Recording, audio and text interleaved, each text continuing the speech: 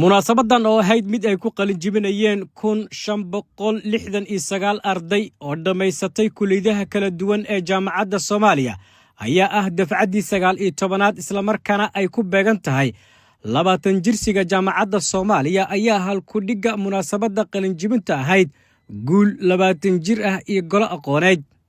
xafladda qalin jibinta jaamacadda Soomaaliyana waxaa lagu qabtay tiyaatarka qaranka ee magaalada Muqdisho waxaana ka qayb galay wasiirro ka tirsan xukuumadda federaalka ee Soomaaliya, xildhibaano ka tirsan labada gole ee baarlamaanka, mas'uuliyiin ka socday maamulka gobolka Banaadir, xubno ka socday dowlad goboleedyada, maamulka sare ee jaamacadda Soomaaliya, waalidiin, ardayda ka qalin jibinaysa jaamacadda iyo marti sharaf kale.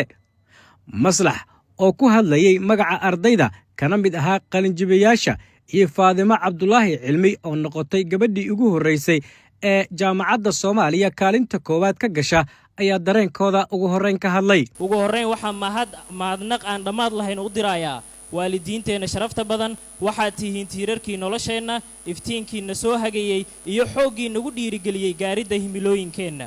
idinka la'aantiin maanta maan joognayn halkan.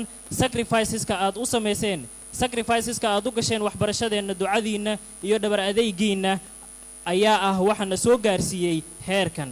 ilaahay awaalmarin wanaagsan ha idinka siiyo. wallahi dadaal lagu gaaraa wax walba dadaal iyo niisami hadaad isku darsato guul walba aa leedahay wax xaqiijin kartaa. waa dadaalay guusheedan waa gaaray maanta. yaa ku gacansi waxay u gacansi waalidiinteeda oo garabkay taagnaa ilaa maanta garabkay taagnaa. waxaa ka mid ah jaamacadda maamulkeeda, madaxdeeda, macallimiinteeda dhammaan si isku duubay aniga kala qaadeenin. waxaa leeyahay waa mahadsantiin maanta guushan aa gaaray heerka aan taaganahay la'aantiina ma gaari lahayn. xasan maxamed gudoomiyaha jaamacadda Soomaaliya University iyo injineer Xuseen Salaad oo madax u ah boorka sare ee jaamacadda Soomaaliya ayaa ka hadlay munaasabada qalin jibinta dafcaddii 19aad ee jaamacadda. waxaa sharaf weyn ii ah inaan halkan aan uga hambalyeeyno la dabaaldegno farxad ku sagootino dufcada 19aad ee ka qalin bedelanaysa jaamacadda Soomaaliya oo aan leenahay hambaliyo hambaliyo hambaliyo. jaamacadda Soomaaliya oo halkan laga dhawaajiyay 20 sano oo adeeg bulsho ah ka shaqeynaysay waxay ku astaysan tahay hal abuur, dadaal iyo horumar joogto ah. sanadihii la soo dhaafay 20kii sano oo ay bulshada u adeegaysay waxa ay soo martay marxalado kala duwan iyadoo had iyo jeer higsanaysay sidii ay ku gaari lahayd fiinta sare ee dhinaca tayada iyo horumarinta waxbarashada dalka.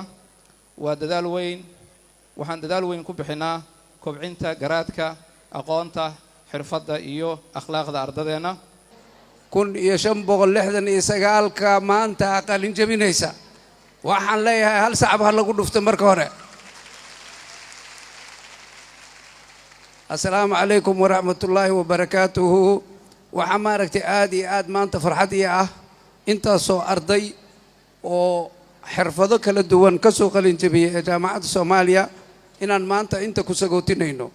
waxaa maaragtay tayada iyo kulliyadaha ay ka kala baxeen inoo sharxay mar hore dadka maaragtay soo tarbiyeeyay oo soo gardaadiyey sanadadii ay ku jireen jaamacadda iyagoo taasi kala duwan tahay 3 4 5 6 sano oo waxbarasho ah. waxaa maaragtay maanta aad la kulmaysaan dufcaddan ka baxaysa jaamacadda Soomaaliya UNISO waa dufcaddii 19aad weeye. waxaana maaragtay sanadkan 2025ka jaamacadda UNISO way 20 jirsanaysaa. xaflad gaar ahaan qaban doonaa oo arrintaasi aan ku maamuusayno. Cabdicasiis Cusmaan gudoomiye ku-xigeenka arrimaha bulshada maamulka gobolka Banaadir ayaa kula dardaarmay ardayda ka qalin jibisay dafcaddii 19aad jaamacadda Soomaaliya in ay sii wadaan dadaalkooda waxbarasho. waa bilowga nolosha cusub aad bilaawi doontiin. waxaan rajayn doonaa inaad hore usii wadiin waqtigiina aad ku bixisaan horumarka iyo maxaa la yidhaahdaa adkaysiga waxbarashada. waxaa xusid mudan inaan maanta inta ugu hambaleeyo gabdhihii Soomaaliyeed ee maanta shahaadooyinkood qaatay ee goobtan soo xaadiray iyaga waalidiintooda. waxaan leenahay waxaad tihiin asadka dowladda Soomaaliya u soo baxay dowladda Soomaaliyana way idinka warqabi doontaa sida aad u leedihiin dowladdiina oo idin keentay caafimaad iyo amni intaba.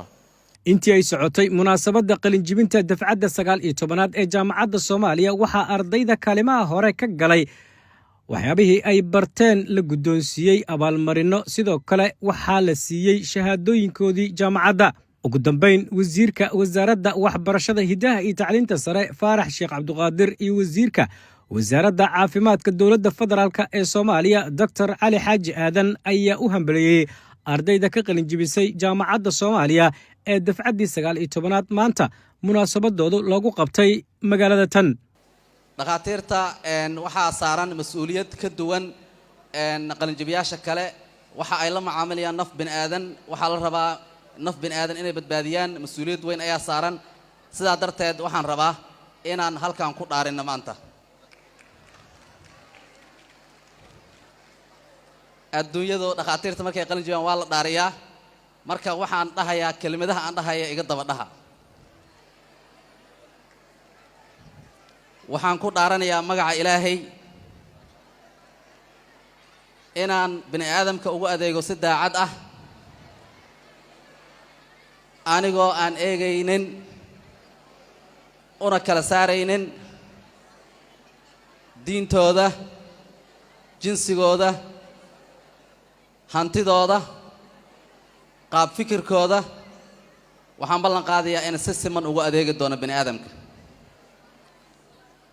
waxaan ballan qaadayaa inaan ilaalin doono sirta bukaanka xitaa haddii uu dhinto waxaan ballan qaadayaa inaan ixtiraami doono oo aan qadarin doono bahda caafimaadka dhaqaatiirta iga horreeyay iyo macallimiintaydii iyo saaxiibadayda daryeelka bulshada saaxiibada igu ah inaan ula macaamili doono si ixtiraam iyo qadarin leh gabdhaha iyo wiilasha badankood waxaa la socday hooyooyinkood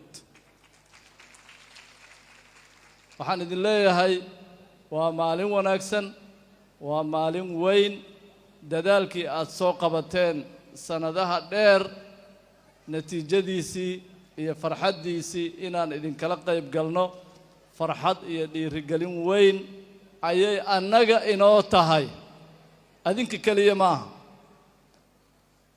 waxaan marka aad iyo aad u rajaynayaa in meeshani ay noqoto meesha uga tilaabo qaadaysaan mustaqbalka kale ee wanaagsan ee soo ifaayo ee hortiina ah.